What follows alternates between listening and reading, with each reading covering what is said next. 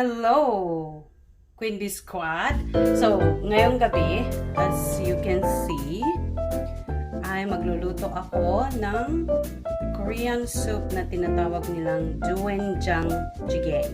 Doenjiang jigae. Yan ang tawag nila dito. At ang mga kakailanganin natin ay kailangan natin ng tofu. Soft ang gagamitin ko. Kailangan natin ng soybean paste, green onions, zucchini, garlic, onions. 5 onions ang gagamitin ko kasi maliliit siya. Supposed to be isang onion lang. At ang ilalagay ko is shrimp. At of course, kanilang anchovies. So, ikat na natin. At gagamitin ko itong aking mahiwagang pot.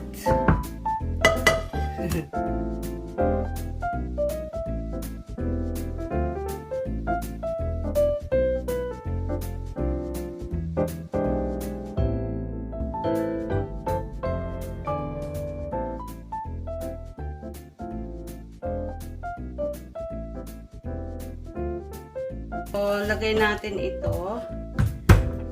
I-mince natin yung yung garlic.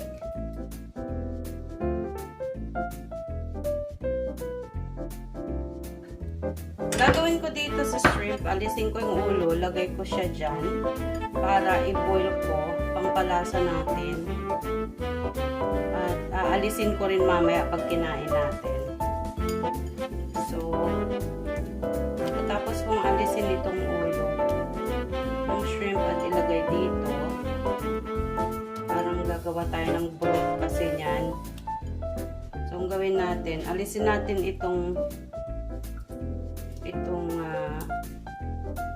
shell niya or yung balat.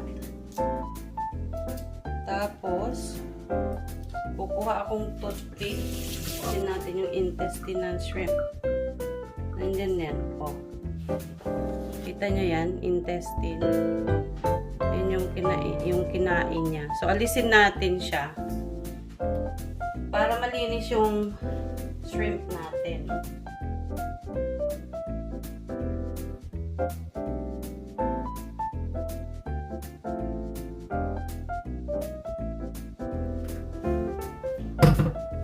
Okay, now ito, tapos na tayong devein pala. Tapos na tayong mag-devein ng shrimp. Ikat natin siya ng bite sizes, ganyan. Ikat natin ng bite sizes.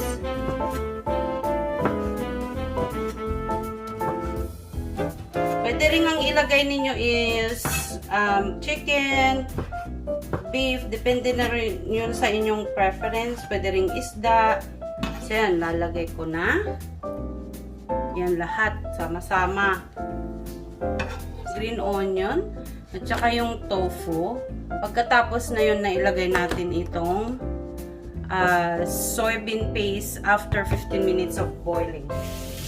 Or 10 minutes, after 10 minutes of boiling, saka natin ilalagay yung the rest. Pero of course, hindi natin kakalimutang ilagay yung ating anchovies. 9 na yung nailagay ko. So, 9 na piraso. Gawin na nating 10. Okay. Kasi maliliit naman ito. 10 piraso ilagay natin.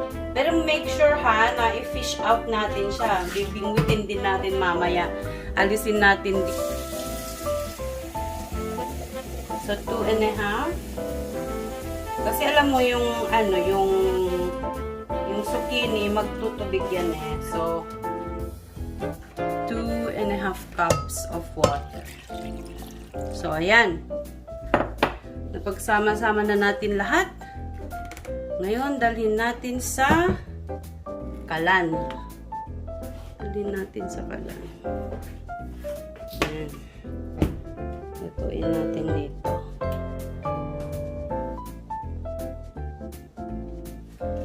So, hintayin natin siyang mag-boil for 15 minutes. Then, yung 15 minutes na pag-boil niya, ikakat na natin yung tofu at yung green onion. Para ready na siya afterwards. Yes. But meanwhile, habang hinihintay natin yon na kumulo, unahin ko na yung tofu. So, unahin.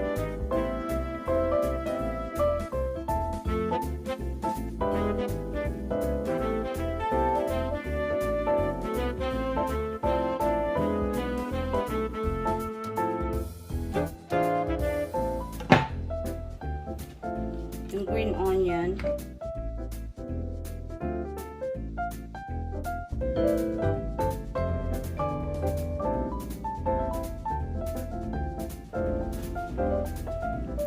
Okay.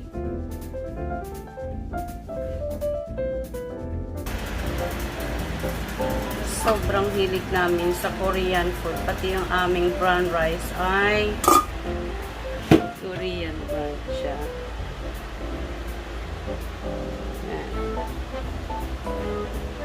Ready?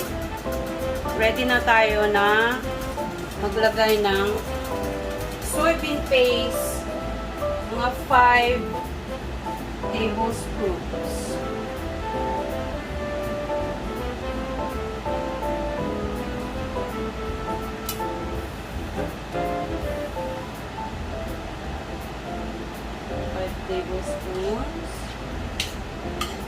Ayan. Mix natin. Pupulutin naman yun. 5 tablespoons.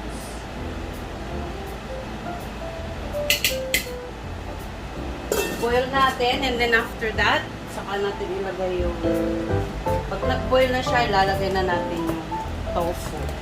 Nire-ready ko yung aming mukbang. May side dish pa. Oh. So, nag-boil na siya. After ko mailagay yung soybean paste, lagay ko na yung tofu.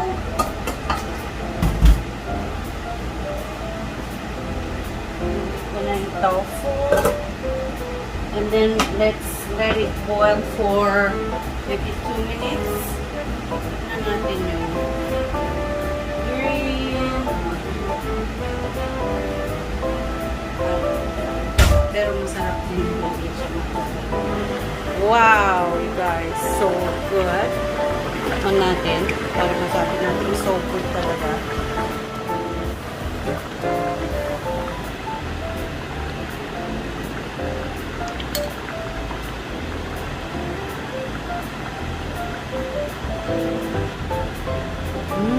Yummy. So ayan ang ating Doenjiang jigae. Doenjiang jigae. Ganun ang pagsalita nila eh. So, aalisin ko yung mga ancho. Pero yung shrimp head, hayaan mo lang yung kakain ng mag-aalis. Hayaan ko na siya. Ayan. Ang ating mukbang. Doenjiang jigae. At syempre, hindi mawawala ang ating side dish. Seasoned fish balls. Fish meat pala. Yan yung peanuts with anchovies. Yan yung butcho, kimchi, cucumber. At ang kanilang staple food na kimchi. Ayan. Alright. Mukbang na! Mukbang! Mukbang! Halina kayo! Kain na tayo! Okay. Camera shy pa yung mga pakakainin ko. So, next time na lang. Pag na-convince ko silang mag-appear on camera, guys. Alright! Hope you enjoyed the video. Please like, share, and subscribe. Queen Bee Squad, mabuhay kayong lahat. Bye!